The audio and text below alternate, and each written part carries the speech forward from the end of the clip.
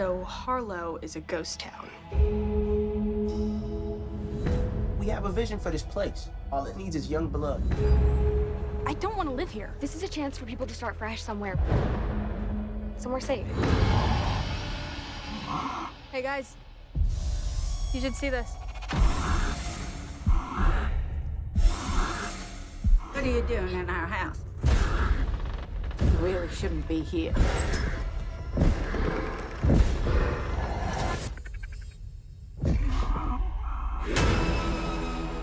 Oh my God.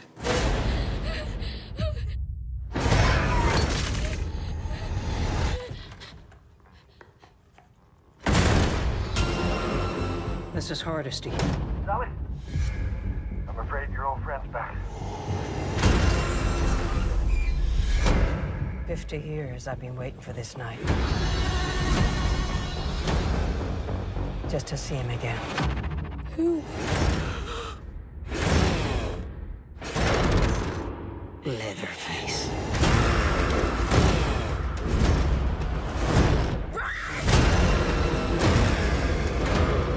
Looks like it's you that he wants. I'm not gonna let him kill you. Fear no evil. Fear no evil.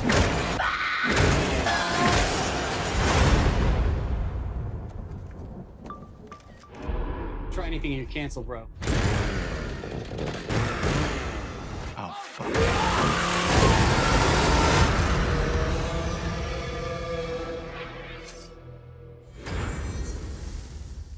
We're going to expand our weekly video segment to take you into the back shelves of your local video store. Back where it says horror videos and where kids are devouring some awful films that we call the video nasties. Are you freebasing? Inquiring minds want to know. I have to break free from this culture of mechanical reproductions and the thick incrustations dying on the surface. Fuck the prime time, bitch! Mom with the new fletch. The pain, I can assure you, will be exquisite. As for our deaths, come with me and be immortal. We have such sights to show you. We've got to return some videotapes. Hello, horror hounds, and this is your movie patron, Rowan. And this is Colton. And I'd make some weird joke here about, like, just finishing my popcorn and my pop, but we're in the world of 2022 where you don't need to go to a theater to see a movie anymore. No, you can just watch masterpieces like the Texas Chainsaw Massacre 2022 from the comfort of your own home. That's right, and this is kind of our rebranding of Movie House Horror. Welcome to Now Slaying. Which, of course, is a little dumb play on now playing, at movie theaters and whatnot. But yeah, we just thought it'd be fun to maybe rebrand it going forward, try and get these out a little bit more consistently, every month or two whenever there's something interesting coming out. But yeah, this is our first one. I was going to say quickly, the hype is real on this one. This is so real that I posted on my Instagram that I was watching it, and to no surprise to, old listeners, but new listeners, the first person to message me was my mother and was like, I know what I'm watching this weekend. I love that your mom is sitting there watching the third or fourth iteration of the Texas Chainsaw Massacre. Yeah, the third or fourth. This has got to be what, like the seventh? The fifth? Oh, is it actually with like the actual title and everything? I thought it was I don't know. I count all the other ones. I'm thinking quickly here. Texas Chainsaw Massacre, and then you have 2, and then you have Next Generation, and I was thinking of purely just the Texas Chainsaw Massacre. It's like it's easily the third movie with that title. It might be the fourth. I might be forgetting one. Like there's quite a few of the Texas Chainsaw Massacre movies. You know what I mean? Yeah, I was gonna say I think this is definitely the third of just called the Texas Chainsaw Massacre. Okay. Before we talk about it, why don't you tell listeners a little about it, Colton? Yeah, so this is, like we just got into, the third or fourth iteration of the Texas Chainsaw Massacre, directed by David Blue Garcia. and written by Chris Thomas Devlin. I don't think I've seen any of their other prior work. But the summary is as follows. After nearly 50 years of hiding, Leatherface returns to terrorize a group of idealistic young friends who accidentally disrupt his carefully shielded world in a remote Texas town. I would assume no one's seen anything these guys are done because this is their first feature film. Oh, is it? Okay, I never had the notes in front of me. I wasn't sure. Yeah, so I looked it up. So the writer and the director are both new. They have only done like shorts or like super indie films. I didn't look that much into what they were. Gotcha. But they have the same credits, so I'm assuming working partners. Yeah, I know the writer specifically. I follow, like, I think it's his agent or something on Twitter. I know he's sold, like, a few different things, but yeah, I think this is the first thing produced, for sure, by him. Of course, I don't know if anyone remembers, like, when they first kind of announced this. I know I was most interested in it because of Rado Sagais, or however you say his name. Who? It's Spanish, I believe, or Mexican. He was one of the writers on the Evil Dead remake. Okay, yeah, producer of Don't Breathe as well, and Don't Breathe 2, which we shouldn't talk about, but you know. So I that piqued my interest because the first Don't Breathe and Evil Dead, I'm pretty strong on. I'm a fan of both of those. So when I saw his name, I think the early things kind of said, like, you know, the writer of Evil Dead. Gotcha. But then we kind of got bamboozled. Then from what I little is out about this, because it's so new, it just came out today. He wrote the script, and then basically when this director came on, his guy rewrote the script. Yeah, like I'm seeing here too that Fede Alvarez was attached at some point. Yes, like maybe in a writing capacity as well, or maybe directing. But yeah, it's probably like they did a pass on the movie, realized it wasn't shaping up to like what they wanted to be, and then probably gave it to some new people and, you know, see what they could do. I was gonna say, I think that's probably a good place to start. Maybe our expectations, what we wanted it to be. What do you think? Yeah, I mean, the way the movie came out is kind of more or less what I was expecting it to be to most regards, just because, you know, what are we doing now? We're doing a lot of like reboots, or, you know, if you want to take the term from the new Scream movie, requels, you know, reboot and a sequel. And that's kind of what I was expecting with this. There are aspects of the movie that I think it was sort of going in that direction, or like making a good effort. It's just in a lot of regards in this movie, I just think the writing lets it down. They kind of pick at a lot of interesting ideas or poke at things, but they don't ever really massage it out. Yeah. There's a lot of it that kind of feels like discount Halloween 2018 to me. And considering this movie is only like 74 minutes long, like that other movie had almost like a full hour on it. Yeah. And I kind of think if you took the extra 40 minutes for this movie and really delved into some of the characters or some of the thematic questions they're asking, it probably would have been closer to what I was expecting. But obviously, my expectations went down significantly once I saw I was just getting dumped to Netflix and essentially no fanfare or hype surrounding it at all. What about you? Obviously, when I first had heard it, my expectations were kind of tempered just because all of the other kind of reboots and, you know, Leatherface and whatever, you know, other films we got. And then always, you know, as you said, you got to think when it's got that end stamp on it, it's like a hit or miss. It's like either Netflix really, you know, put some money behind this and is like really serious, or, you know, they got like a micro budget and it's like, go make us a movie. Mm-hmm. I mean, yeah, kind of like you. I think we kind of got like a mixed bag for my expectations. The writing definitely was kind of an issue. I do know that I read the main reason for revamping this was Halloween 2018. Yeah, see, I never even looked into that, but it doesn't surprise me at all.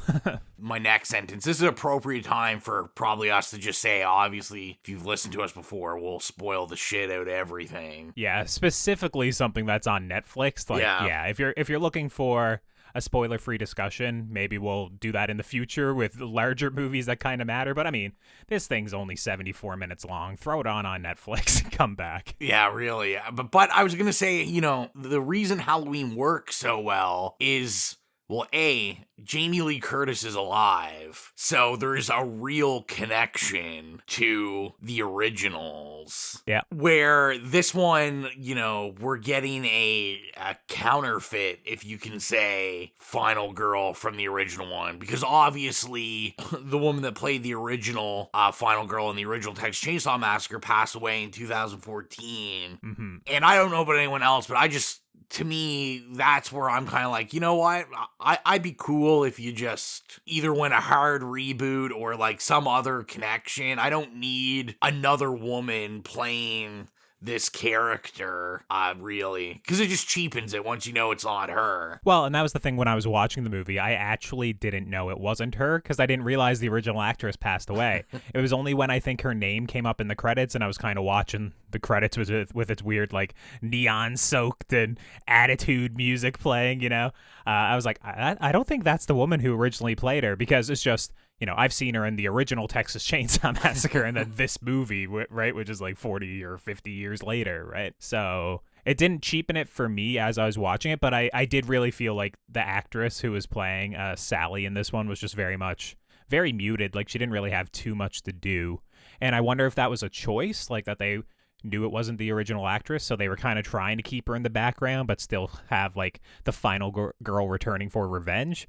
Or, I don't know, maybe that was the plan all along. I don't know. Like I said, I just think, it was writing that seemed rushed, seemed quick. It wasn't an original idea, really, is the issue. Oh, no, not remotely. Yeah. I mean, my overall, before getting into much of it, like, my overall feeling is, I'm just watching a bad carbon copy of something that we've been getting recently. I was going to say, I think your Scream analogy is perfect. We're recording this on a Friday. I finally went and saw Scream Thursday. And I was like, literally, you can tell they made this before Scream came out because they didn't go watch that. Oh, 100%. Yeah. I think one thing Scream did really well is encapsulate horror fans' opinions on these kind of requels, as they name it, and they definitely didn't follow any of the rules. Oh no, that's for sure. Yeah, myself personally with this movie, like, I admit, like, it's a really dumb movie. They don't understand what made the original Texas Chainsaw great, like, whatsoever. It doesn't fairly, like, reflect, like, the divide between young people and old people in the movie. It feels like very much like almost like a boomer wrote it, which I have no clue. Like, I would assume the writer is young, but it felt like, from what I saw, he's pretty young. Yeah, it felt like it was written by an older person, and it's because it doesn't give the space, like the adequate space necessary to discuss like some complex topics that it brings up, like the Confederacy, like racial injustice, like gun violence. All of this is being covered in a Texas Chainsaw Massacre movie, and it's just literally like mentioned in one or two lines, and then usually one person gives their opinion on it, and it's usually the older generation, weirdly enough, gives their opinion on it, and then the younger generation doesn't even get their say. It's just like usually they'll storm off angry or something else will happen.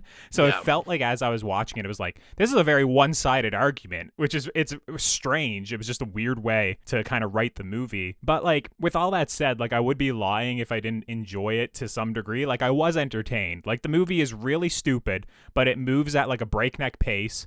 It has so many ridiculous scenes, has buckets of blood and gore that I was just watching with like this dopey smile on my face. So I don't know, maybe I was in a really good mood this morning when I woke up. Maybe it was just because it was so short, or maybe I've just lost my mind. But like, I've sat through more painful things within the last year for sure, specifically Malignant. So, I feel like the internet did a collective eye roll. Like, I remember when the main trailer came out, and then in the trailer, we got the scene of, like, if you do anything, you'll get canceled, bro. Yeah, so I didn't watch the trailer, so I went in with all I heard was, like, the rumblings in the ether about how, what's it called? Leatherface was on, like, a live stream or something with a bunch of influencers. That's all I heard, and I was like, that sounds horrible. That's all I've heard. Yeah, so I remember seeing that, and all I could think of was I was having like flashbacks and night sweats of Halloween Resurrection, except this doesn't have Busta Rhymes or Tyra Banks in it. Oh, man. But, when the movie started, I felt my expectations were met, that I was eye-rolling. I definitely eye-rolled for, the first 20 minutes. We get, the screenshots of the foam, which, as you said, they don't explore any of these ideas. So we see on Instagram, these, hands up, don't shoot posts. And yep, my favorite, which is just a picture of two guns with a no smoking cross against them. So we know that they don't like guns. Mm-hmm. And it's just a lot of these issues force fed. I sound like one of those guys from the internet. But my issue with this is kind of what, when we reviewed the original Candyman is. I was going to bring up Candyman as well, but go on. Well, the original Candyman, which we all, me and Exilian Mike, we all gave a slay. Our only issue with it is it was very glaring that you had a white guy talking about black issues because he just didn't care about it. It was just they're there, whatever. And I think yet again, we have, the rumblings of that because he wants us to think about the Confederacy and, he wants us to think obviously about the hands up, don't shoot, the BLM movement. Well, yeah, one of the first scenes in the movie is a cop pulling over a car where a black man is driving the car, right? And I think he literally says hands on the wheel or something is what he says to himself as the cops are approaching, right? It's very much in your face right off the bat. And then my issue is not only are these issues never dealt with, but then really the only black character we're given is probably the worst character in the entire movie. Yeah, he sucks. And he's also kind of demonized in a way because he's kind of lying about the fact that their organization, which that's another issue. I have no clue what the fuck they're doing in this town. I have no clue what these Gen Zers or millennials or whoever they are trying to bring about change in this small town. But he says that he has the title or the deed to the property that they go to, the very first property, and it's revealed that he didn't even have the property. So he winds up being the only black man in the movie, but also he's criminal or he's skirting the lines of legality. It's a very strange depiction. It was just bizarre. Now, the themes that I thought were interesting, which even the ones I thought were interesting, they didn't actually get to. Nope. was we have the continuation. We know Toby Hooper in the original, was talking about, those forms of gentrification of rural areas. Yeah. And we get that. We get brief little snippets of conversations of that. But as you said, Colton, this is, we know pretty much the minute we click it, we see the 74-minute runtime. We're these guys are just, these are cannon fodder. That's all it is. I think the runtime's actually listed at 83 minutes because it has 10 minutes of credits at the end, the extra pad out the runtime. I timed it when the credits rolled, and I was like, I can't believe this. This is so short. Well, you have to have at least 10 minutes to get in the groove with the hottest EDM track that hit the streets. Oh, man. It was something. But yeah, I remember when we did a movie house horror at the time for the new Candyman. I remember you guys, Exilia and yourself, you were a little bit they would use the word gentrification, but they wouldn't actually delve into what it means or wouldn't really. They just kept throwing the word out there. And I disagreed at the time. I thought that movie actually did a good job of showcasing it in unique ways. This movie is very much one of those movies where they throw out lines constantly and they don't delve into it whatsoever. So if that was the criticism you leveled at this movie, I would 100% agree. It's the type of thing where every single time they bring up one of these complex thoughts, I go okay, cool. Is this movie going to get smarter now all of a sudden? Are we actually going to delve into this? And every single time, the answer is no. We're going to drop it literally 30 seconds later, every single time. Yeah, well, and it's a shame because I really think if they had have kind of opened up, maybe picked one or two of these topics and really ran with it, I think they really could have had something here. Now, watching this, I will say, does kind of make me reevaluate. I will definitely reevaluate Candyman at some point because to me, this made Candyman look like a masterpiece. Oh, I mean, Candyman is much better, in my opinion, for sure. Now, this is where, I guess I've dubbed him Conspiracy Rowan comes out. So this is my theory about it all is, you kind of teased it where you said, this really seems like it's written by a boomer, but I mean, the guy is young. So, I mean, my theory is I think maybe the director, and I mean, this is total speculation. I've never seen his other stuff. And I think his target audience, I think this is 100% like directed at a conservative audience. I completely agree. All of the characters in the movie that are most sympathetic and also get the most characterization outside of the main girl to a degree, I guess, if you want to call, a couple of flashbacks characterization. They get all of like the sympathetic scenes completely, like the woman being taken from her house. She's the one that tells you all about the Confederate flag, about how it meant something differently to us. Yeah. And she sang it to a black man who then doesn't even get to say how it means differently to him. He just like gets angry and storms out of the room or something. Like it's so strange. The what's called the mechanic, like he's very much like, oh, you don't know how to use guns. Well, I know how to use guns, and you're going to need to use guns out here. And then, of course, by the end of the movie, his rationale is completely correct. And that was the thing. Like, as I was watching the movie, I was like, man, I think this is just like, I know it's set in Texas, but I was like, I feel like the movie is trying to say like, well, maybe Republicans are right to some degree, or maybe you should listen to your elders or listen to your older people. Maybe they know what they're talking about. Because whenever young people are shown in this movie, they're shown to be like vapid idiots that are like obsessed with their phones or like literally don't know how to like even survive or thrive at all in this world, Now, this is where it gets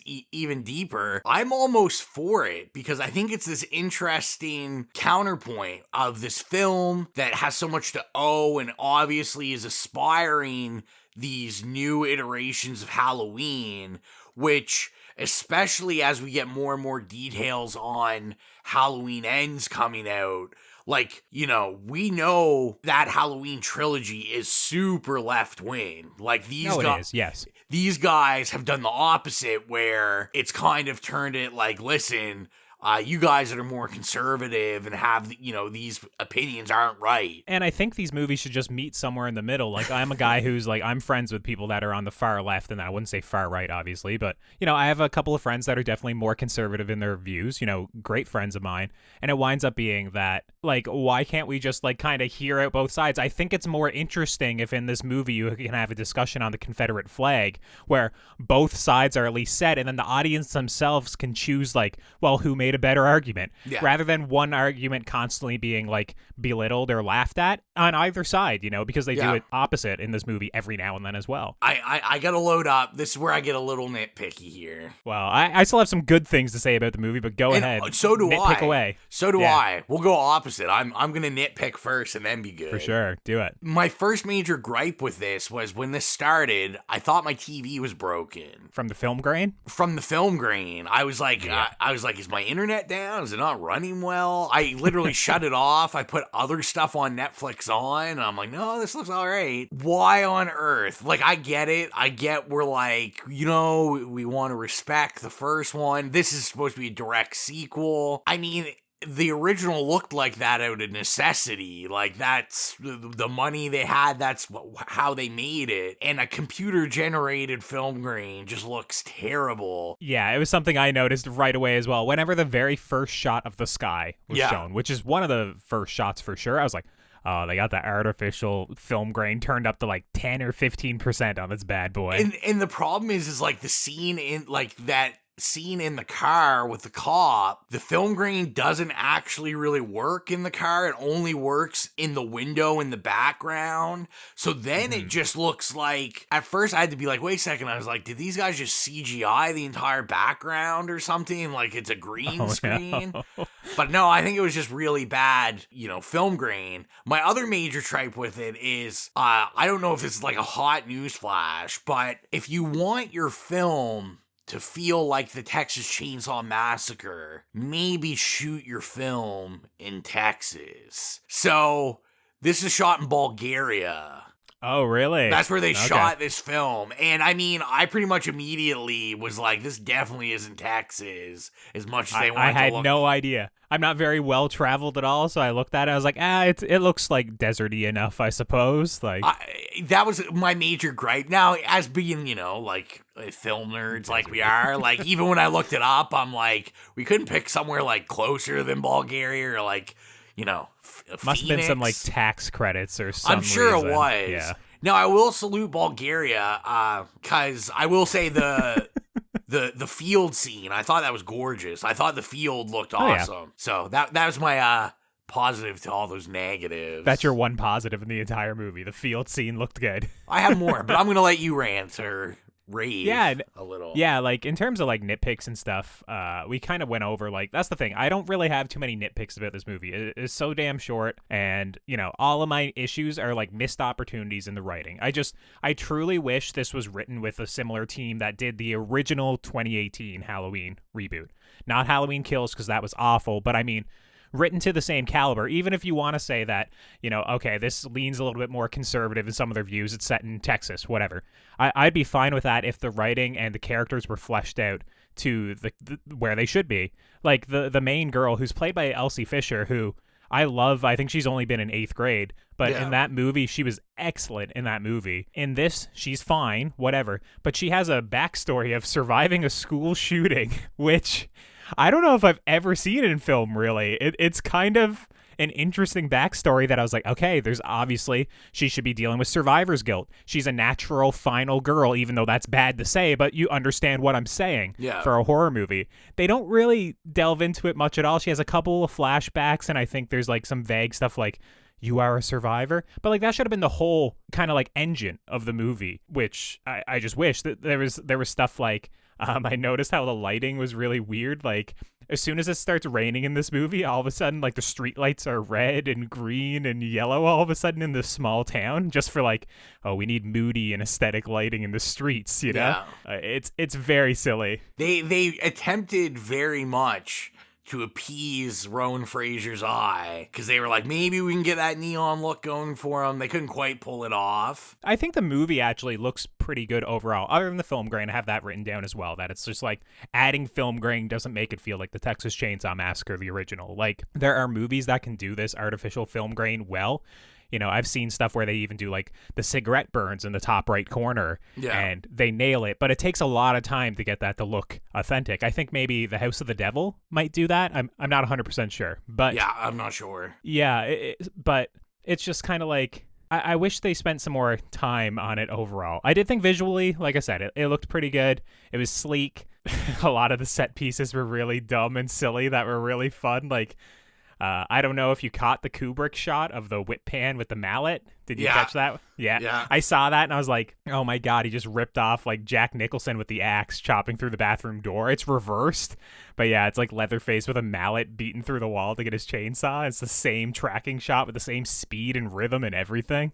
It's just like, I don't know why they felt the need to do that, but this is going to be the part where everyone that's been listening to me that loves this movie, when they see it and they're like, groaning and they're like, I'm unfollowing, fuck this guy. This is where I say, so once we got 20 minutes into this movie and we got to Leatherface, I had a ball. I had a lot of fun. All right. I was like, it's stupid. The gore effects were actually really good. There was some inventive kills. The handbrake in the back of the police, was it a police van or something? Yeah, that was fantastic. Oh, so over the top. And that's what I want. Like, that, to me, that's what we want. Like, we don't need, like, to me, you could have left all the social messaging out. Like, well, if you're not going to do it justice, don't do it. Just don't do it. Like, to me,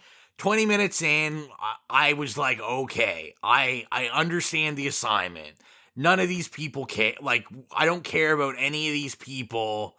Let's just do it. And, like, the bus with the live stream, the one scene in the trailer, like I said, I collectively groaned at. I loved it. I thought it was a ball. Well, that's why when I was watching, I was like, why are people so angry about this? Like, it's such a silly friggin' scene, and like, people getting cut in half and arms falling off and stuff. It's way over the top. It would never be in the first one, but it's kind of like, that's the way like horror movies are nowadays. If you're going these requels, as you want to call them, they are far more bloody and gory than their predecessors. Yeah, well, and like I said, it was just like, and I love like one of the last people he kills on the bus, he like puts the chainsaw through this guy, and then the guy falls on the girl, and then it looks like they're having sex, but it's just his chainsaw. So corny, yeah. And like, I thought there was a lot of cool scenes like that, like when main protagonist's sister is like underneath the house. Like, I thought that was simple, but I thought effective, like... And the chainsaw was just coming towards her through the ground the entire time. I was like, man, Leatherface gonna chop this house in half. Yeah, like, it was cheesy, but it was cool. Yeah. I really loved the visual, like, when he throws the mallet at her and she goes into the basement. Like, I was like, this is silly, it's fun, it's gory, like... I was like, how did that happen? I had no clue. It was like Thor's hammer or something knocked her into the basement. And, I mean, I even cringed when the mechanic, when he like kicks the mechanic's leg and it's just totally inverted. Yeah. And then he lays the mallet down on his head. Oh my god. To me, like, this is where it's gonna gain its fans, because this actually went way gorier than I expected it to go. Yeah, very gory. It lives up to the name of, like, I always tell people, like, when you hear the name The Texas Chainsaw Massacre, the original, it's actually not that gory, which is funny, like, and we discussed this on our episode back in September or October, but this one lives up to the name of, like, if you're expecting, like, a gore fest, I mean, that's what you're gonna get after 20 minutes or so into this movie. I mean, one of my last notes I had on it was just to say that I'm curious to see other people's reactions to it, but especially once we're kind of in the house, settled in the house, Leatherface doing the cat and mouse, like, you didn't even have to tell me. I knew people associated with Don't Breathe 2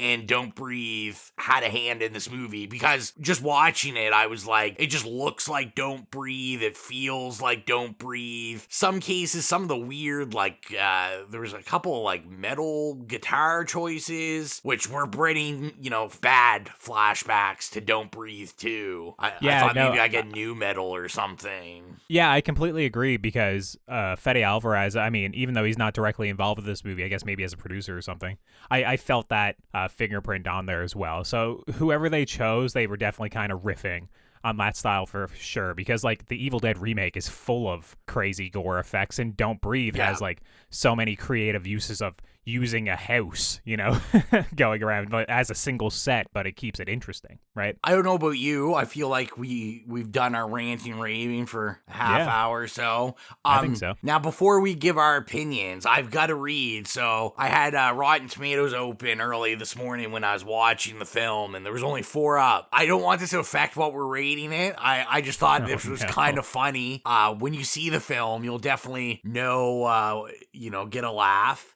So first I want to shout out Donald Clark from the Irish Times. Very well-respected media outlet. Yeah, he gave it a 2 out of 5.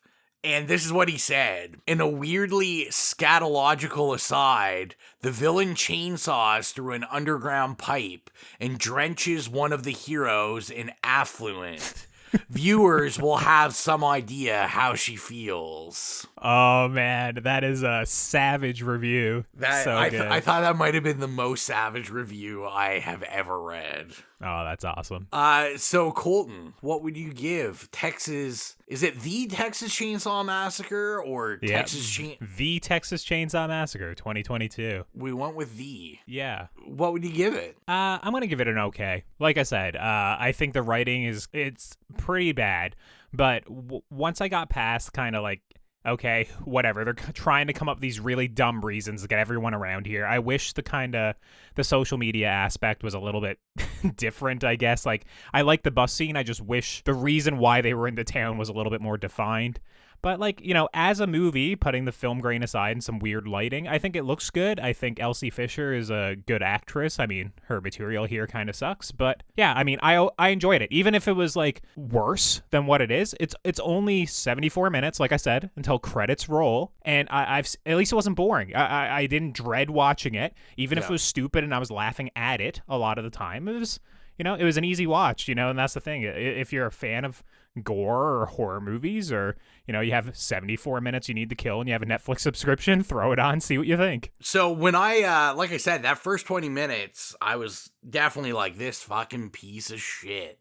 And I was like, it's getting an A, and Rowan never gives an A to anything. But like I said, after that 20 minutes, I had a ball with it. To me, like, this is a great horror movie. Like, to me, this is even for someone that's maybe not really overly into horror movies, because it's just stupid. Like, it's a stupid slasher. This would be fun to watch with people, like, having drinks, because there is a lot of funny stuff. We said we didn't like, or I didn't like the, using another woman instead of Sally, but I did like the connections at the end with Leatherface dancing. Oh yeah, we got to talk about that opening scene after you give your review. Let's just get, the ending scene. Yeah, so we'll get into that right now. I give it an okay. Okay. You could do worse. Yeah, no, that ending scene, it's so stupid, because the entire time I was like, why don't they just have a Tesla in this movie? This is such a weird, like, discount Tesla. And then at the end, they used, like, the Tesla autopilot feature, which I understand some other cars have it. But I was like, oh my God, the reason they have this such fancy car that looks like a Tesla is so they can redo the ending shot of the original Texas Chainsaw Massacre. So yeah, if you're listening to this and you haven't seen it, it is literally Elsie Fisher, her head up through a sunroof of this swanky car, screaming as, like, her sister got decapitated by Leatherface, and he's, like, dancing in the sun again, and it is hilarious. I was like, I don't know if this is genius or the worst shit I've ever seen, but I was dying laughing. It was so good. I should have expected it, because I actually didn't, because at first I was like, oh yeah, they're gonna let them both live and whatever, and I was done. Like, I was like, okay, this is done. So I thought it was a good little surprise when he grabbed, the sister out of the window. Yeah, I was surprised as well. Yeah. So I think that's all we have to say about that. I agree. That's a good place to end it, I think. So thanks for listening, and we'll be back next Sunday with Tales from the Crypt Demon Night. Yeah, we'll see you then. Or you can listen to us then. I don't know. I guess if you want to hack our webcams, you can look at us. See you later. We're going to expand our weekly video segment to take you into the back shelves of your local video store. Back where it says horror videos, and where kids are devouring some awful films that we call the video nasties. Are you freebasing? Inquiring minds want to know. I have to break free from this culture of mechanical reproductions and the thick incrustations dying on the surface. But the prime time gets. Monmouth and Fletch. The pain, I can assure you, will be exquisite. As for our deaths, come with me and be immortal. We have such sights to show you. We've got to return some videotapes.